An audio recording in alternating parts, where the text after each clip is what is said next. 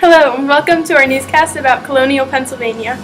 As a persecuted Quaker himself, Pennsylvania was a refuge and a haven for freedom.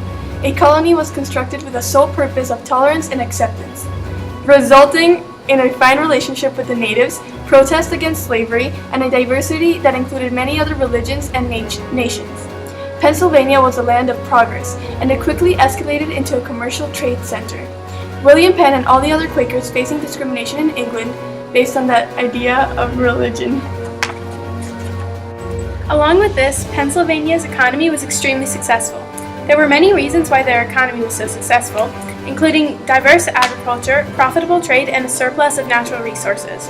One particularly important reason that they had an immensely profitable trade with the Indians was because of their relationship with them. Philadelphia stands for City of Brotherly Love, and the whole country thrived economically, politically, and socially due to William Penn's belief that all religions should have the capacity to live in unity and peace. William Penn was by far the biggest influencer and the most important person when it came to the founding of Pennsylvania. William Penn's father, who was actually a big influencer in founding Pennsylvania, was actually the reason why Pennsylvania was named Pennsylvania. In 1682, when William Penn first came to the New World, he founded the proprietary colony of Pennsylvania. There, he made his cousin William Markham the governor and proposed the first frame of government. This document was then revised with input from the Assembly, and the second frame of government was formed. This would become Pennsylvania's first official frame of government. In the second frame of government, Penn created the Provincial Council and the General Assembly. The council members would be chosen by the current governor, but the representatives in the Assembly were elected. The General Assembly was a way to let the people have a say in the government. Those in the Assembly were the lower house of the legislature. They were in charge of approving or rejecting bills passed by the council, proposing amendments, and changing taxes. However, as a result of the English Revolution of 1688, Penn's control of his culinary was temporarily taken from him in 1692 to 1694. One of the earliest to request more power for the Assembly was David Lloyd. He was the Speaker of the Assembly and served as the first Attorney General for Pennsylvania. He led a popular party which wanted more powers for the Assembly and the people, some of which were given in Markham's frame of government, which was created in 1696. When Penn returned to Pennsylvania in December of 1699, he collaborated with the Assembly on a document titled the Charter of Privileges. This was a very important piece of writing as it gave the Assembly full legislative powers and allowed 3 Delaware counties to have their own separate legislature. The document stated many key concepts that were important to Pennsylvania, like having election for the legislature, as it states that free men in each respective county at the time and place of meeting for electing their representatives to serve in the Assembly. It also promised religious freedom for all, as it reads, because no people can be truly happy, though under the greatest enjoyment of civil liberties, if abridged of the freedom of their conscience as to their religious profession and worship. Though many of Penn's views and ideas which made it, you can see that his Quaker beliefs greatly influenced his ideals. During the colonial times, Penn and his heirs were proprietors and the governors from within Britain, but they would choose a deputy or lieutenant governor who would reside in Pennsylvania to carry out their wishes. Additionally, in 1725, Sir William Keith, the deputy governor at the time, said to the representatives in the General Assembly, "You that are the people's representatives, and the guardians of their liberties, the best counselors to any governor, and the proper judges of all public grievances." This shows that over time the Assembly became more and more important to the colonists in Pennsylvania. Over time, Penn's heirs, who strayed from some of his Quaker beliefs, would continue to have political differences with the Assembly, who remained mostly Quaker. Additionally, there would be a power struggle between the rights of the proprietors and the rights of the Assembly. These arguments would prepare the colonists for the Revolutionary War and what the United States government would eventually become. Pennsylvania was a thriving colony in the 1700s in terms of economy. The agriculture in Pennsylvania was amazing even compared to the other colonies. There was an abundant amount of natural resources that were easily available and allowed the development of many industries. The rivers in Pennsylvania were also great for economy. The river in Pennsylvania was a great form of transportation and also helped the inhabitants of Pennsylvania trade with the Indians. Pennsylvania was amazing in agriculture, from the furs to the amazing livestock. Pennsylvania was an optimal location, especially when talking about Philadelphia. There were many very great points of interest in Pennsylvania that allowed some trade to happen. Philadelphia played a role in being the capital for a portion of the 18th century. It was the second most populated state in the country from the 1700s on. because it allows the colony to make money and even to trade during this time. Pennsylvania also had a lot of resources that were very, very necessary, especially when making a new colony. Pennsylvania excelled in many of the key economic areas that were needed to have a big, successful colony. Another important part of the economy in Pennsylvania was that there was no big conflicts with the Indians. Unlike some of the other colonies. In this primary source document by an inhabitant of Pennsylvania in the mid-1700s, it shows how jobs were so abundant compared to all of the other colonies that, quote-unquote, low-wages can here get 3 times the wages for their labor they can in England or Wales. Their taxes are inconsiderable. The place is free for all persuasions. This shows that someone could earn as much as 3 times as much for basically the same work in Pennsylvania in the mid-1700s. It also proves how strong the economy was in Pennsylvania, which was why Pennsylvania was so successful. He states, "In the first place, the country is now well inhabited by the Christians, who have great stocks and all sort of cattle that increase extraordinarily. Secondly, farther into the country is the principal place to trade with the Indians for all sorts of pelts, as skin and furs, and also fat venison, of whom people may purchase cheaper by 3 parts in 4 than they can with the city of Philadelphia." Thomas observed that the colonists had more than just agricultural goods. They also had cattle and stocks, which is extremely beneficial to the colonists because they can both trade the cattle and use it as a source of food.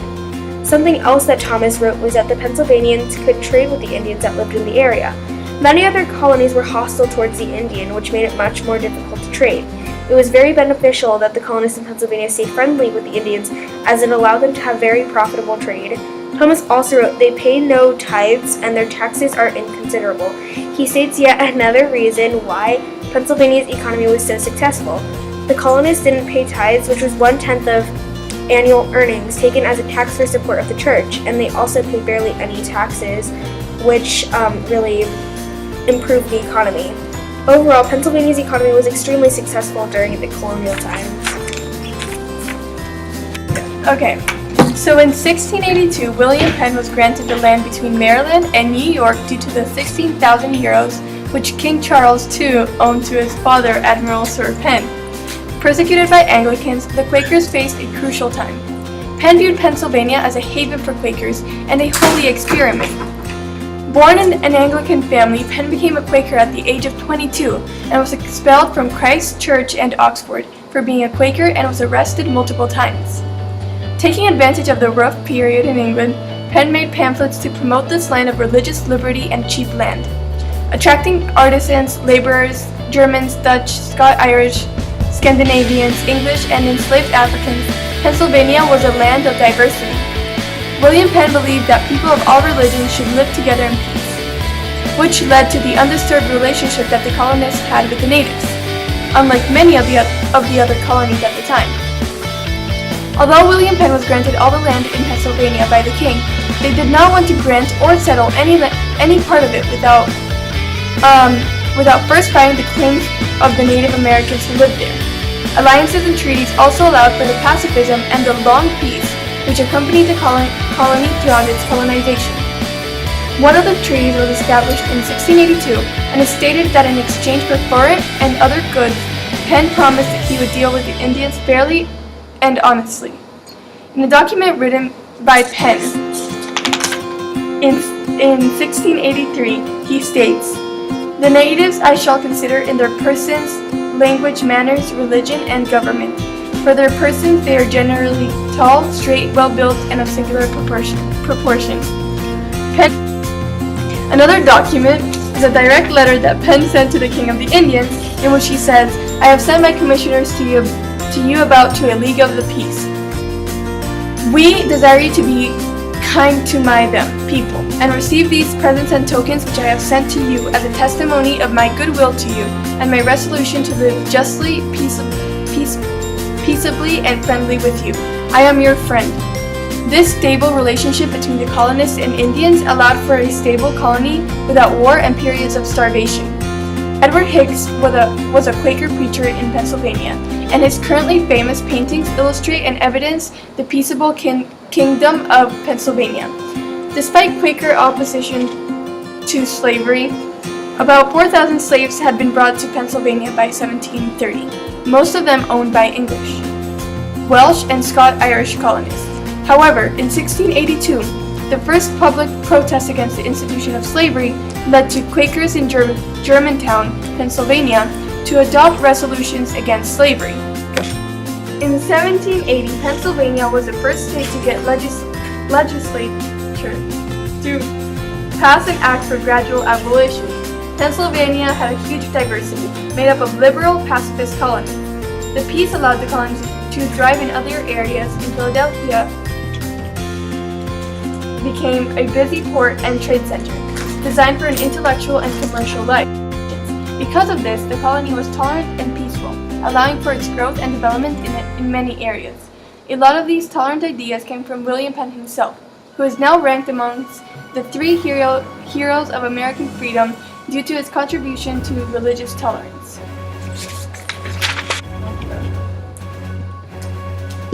William Penn viewed Pennsylvania as a holy experiment, and indeed it was. It served as a refuge to the persecuted Quakers and as a meeting center for various religions and nations. With pillars of unity, peace, and freedom, and religious freedom, the colonists were able to build a solid economy and political structure. The stability can be credited to the fact that Pennsylvania did not encounter periods of starvation or wars with the natives, but also the fact that people had freedom and were motivated by peace. Additionally, the reason that the colonists never encountered starvation should be credited to the fact that Pennsylvania had so many natural resources and also such an ideal place to farm and trade for immense profit. Therefore, Pennsylvania was one of the most economically stable colonies back in the 1700s. With political values of self-government and a calling towards democracy, it is no surprise that many of Penn's ideas for Pennsylvania's government helped shape concepts for the future United States.